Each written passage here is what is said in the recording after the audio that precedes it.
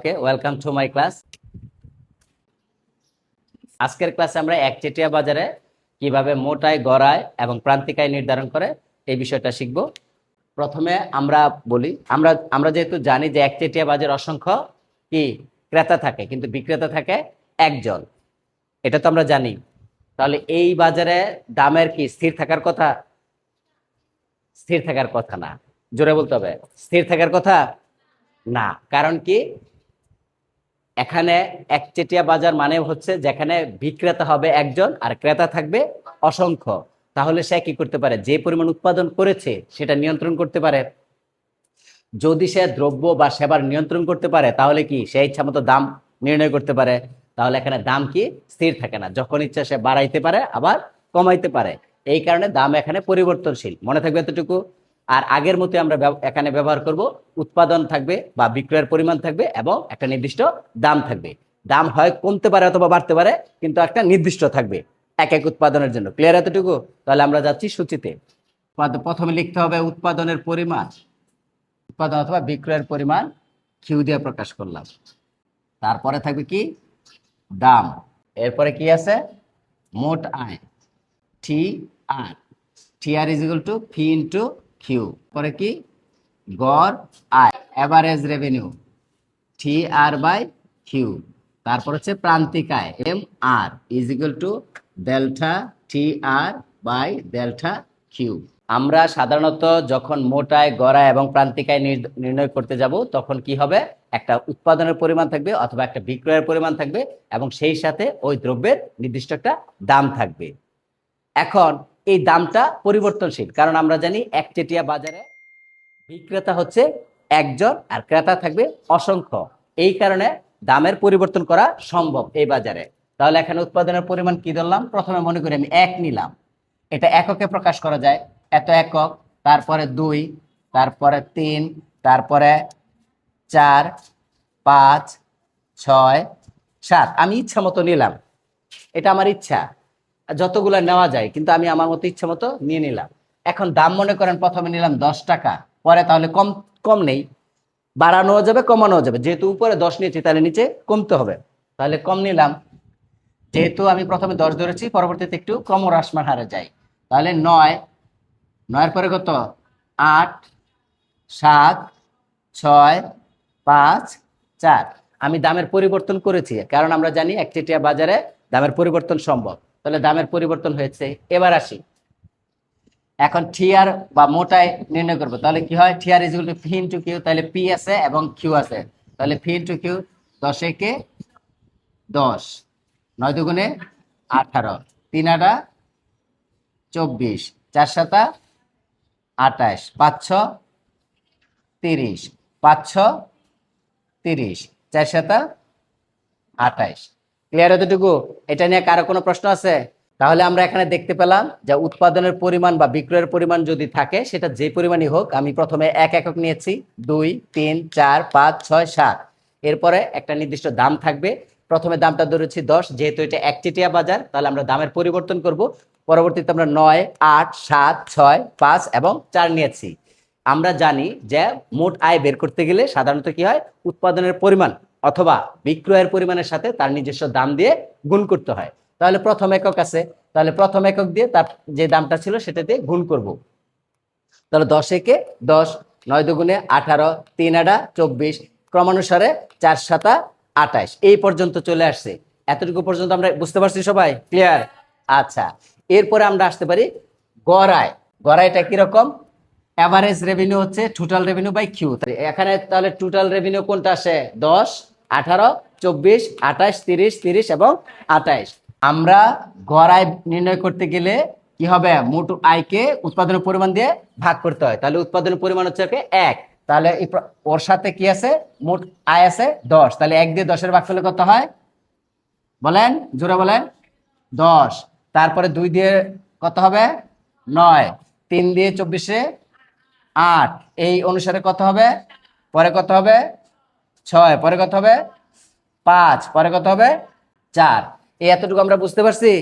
আচ্ছা, এখন চলে আসি যে প্রান্তিক আয়। যখনই প্রান্তিক আয় নির্ণয় করতে হয় সাধারণত কি করব? মোট উৎপাদন যা থাকবে বর্তমান এবং প্রাথমিক এই দুইটার বিয়োগফল নিব এবং উৎপাদনের পরিমাণ বা বিক্রয়ের পরিমাণ যা থাকবে তার বর্তমান এবং প্রাথমিকের বিয়োগফল নিব। এটা একটু খেয়াল করেন। এটা দেখেন যদি টোটাল রেভিনিউর ক্ষেত্রে যাই তাহলে delta TR is equal to কি হবে, বর্তমান কত আছে 18, 18 থেকে শুরু হবে তাহলে 10, তাহলে কত থাকলো 8। এটার যে বিয়োগফল করে বের করলাম এটার সাথে কে যাবে, উৎপাদনের পরিমাণ। উৎপাদনের পরিমাণ কত ছিল, ডেল্টা কিউ। তাহলে ডেল্টা কিউ হলে কত হয়, 2 থেকে 1, 2 থেকে 1 থাকে কত 1। দেখেন বুঝছেন কিনা এবার, যে মোট যে পরিমাণ থাকবে সেটার বিয়োগফলের সাথে ডেল্টার কিউ যেটা থাকবে সেটা। এখন যদি এটা আমরা লিখি delta TR by delta Q is equal to কি 8/1 ইজ ইকুয়াল টু কত হয় 8। তাহলে আমি যেটা এটা করতেছি এটা যদি এভাবে না করে যদি আমরা দ্বিতীয়টা থেকে প্রথমটা বাদ দিই তাহলে কত আসে, 8 চলে আসে না।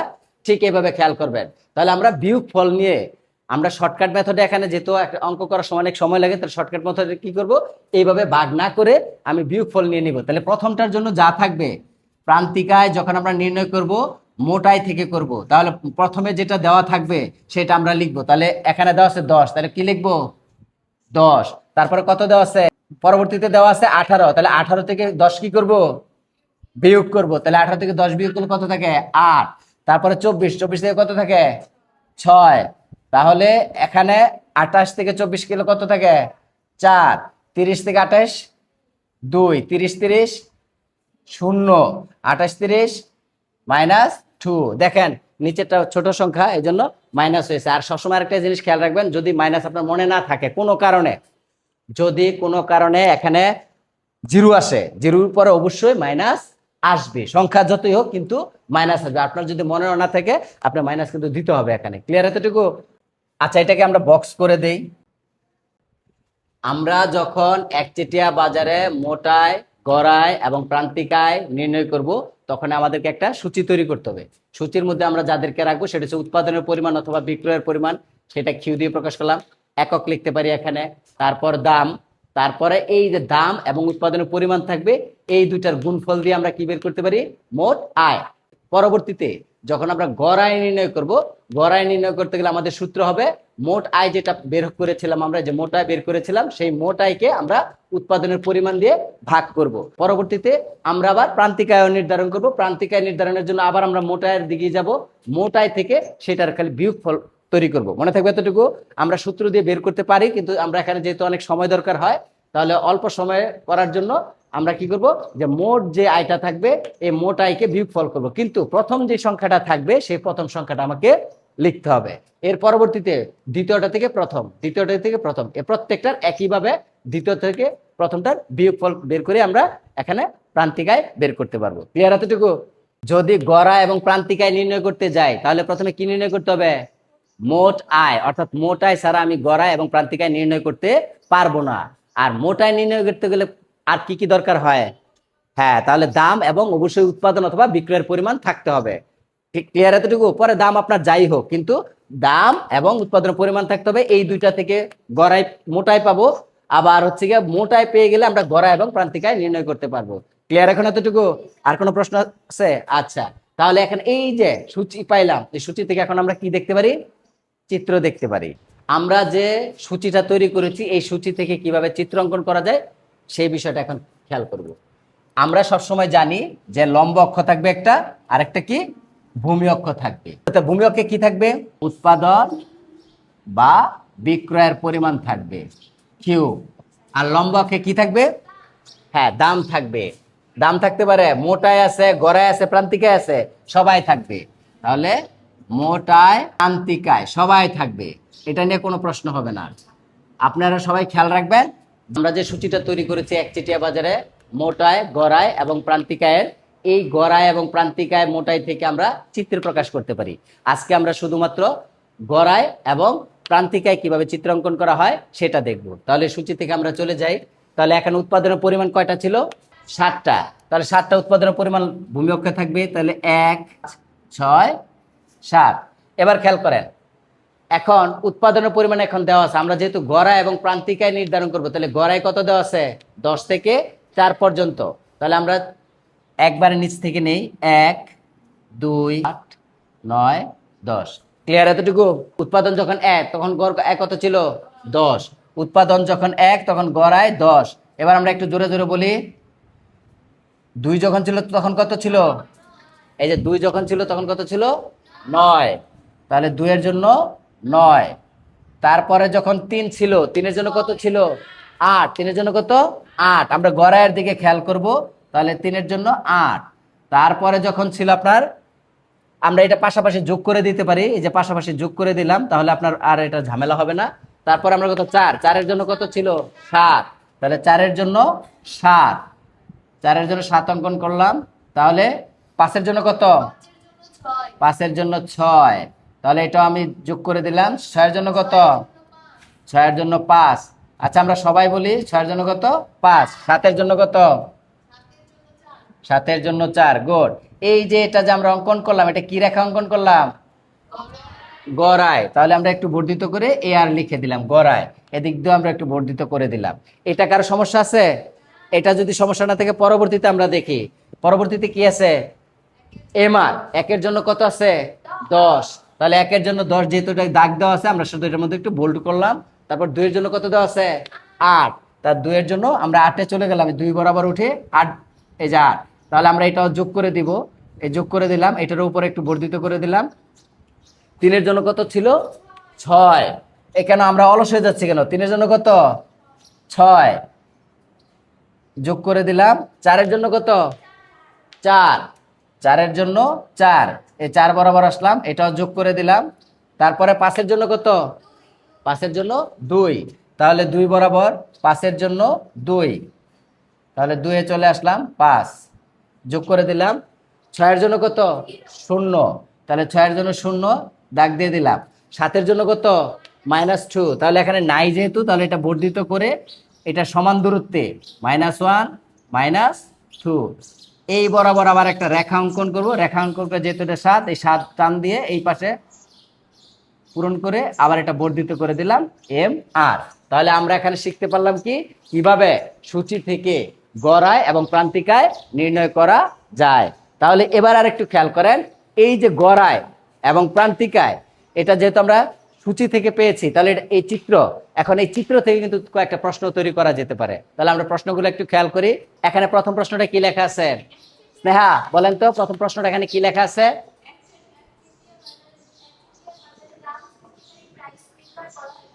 একচেটিয়া বাজারকে দাম সৃষ্টিকারী অথবা প্রাইস মেকার বলা হয় কেন? সে দাম সৃষ্টি করতে পারে কেন? এটা কেন প্রশ্ন করছে। দ্বিতীয় প্রশ্ন করেছে, একচেটিয়া বাজারে এআর রেখা বাম থেকে ডান দিকে নিম্নগামী। বসেন, বাম থেকে, যে বাম থেকে ডান দিকে নিম্নগামী কেন? এটাও প্রশ্ন করেছে। তৃতীয় প্রশ্ন করেছে, একচেটিয়া বাজারে এআর গ্রেটার দেন এমআর হয় কেন? মানে এআর যে উপর অবস্থান করে, এমআর হচ্ছে নিচে অবস্থান করে, এই কারণে বলা হয় এআর বড় এমআর ছোট। এখন প্রশ্ন করছে প্রত্যেকটাই কেন, কে বলতে পারবেন বলেন তো? এখানে প্রশ্ন, এই যে প্রশ্ন যে করা হয়েছে সবগুলাই কেন কেন, কেনর উত্তরটা কি বলেন? একচেটিয়া বাজারে অসংখ্য ক্রেতা থাকে, বিক্রেতা থাকে মাত্র একজন, তাই একচেটিয়া বাজারকে প্রাইস মেকার বলা হয়। আচ্ছা, এটা আপনি সংক্ষেপে বলে ফেলেছেন, আমি একটু বিস্তারিত বলি। আমি প্রশ্ন করেছিলাম প্রথমে, যেটা ছিল একচেটিয়া বাজারকে দাম সৃষ্টিকারী কেন বলা হয়। রেশমার কথা ঠিক আছে, যে অসংখ্য ক্রেতা থাকবে, বিক্রেতা থাকবে একজন, এই কারণে প্রাইস মেকার বলা হয় বা দাম সৃষ্টিকারী বলা হয়। কিন্তু আরেকটা মূল কারণ হচ্ছে যে আমরা প্রথমে সংজ্ঞাটা খেয়াল রাখবো। আমরা জানি যে একচেটিয়া বাজার হচ্ছে যেখানে অসংখ্য ক্রেতা থাকবে আর বিক্রেতা থাকবে কি একজন। তাহলে একজন যদি বিক্রেতা হয়, তাহলে সে কি যোগানকে নিয়ন্ত্রণ করতে পারে। যে পরিমাণ দ্রব্য বা সেবা উৎপাদিত হয়, সেই দ্রব্য বা সেবার পরিমাণকে সে কি করতে পারে? নিয়ন্ত্রণ করতে পারে। তাই সে ইচ্ছা মতো কি করতে পারবে? দাম দিতে পারবে, কমাইতেও পারবে, বাড়াইতেও পারবে। যেহেতু তার এই ক্ষমতাটা আছে, এই কারণে কি হয়? একচেটিয়া বাজারকে দাম সৃষ্টিকারী বা প্রাইস মেকার বলা হয়। ক্লিয়ার এখন এতটুকু?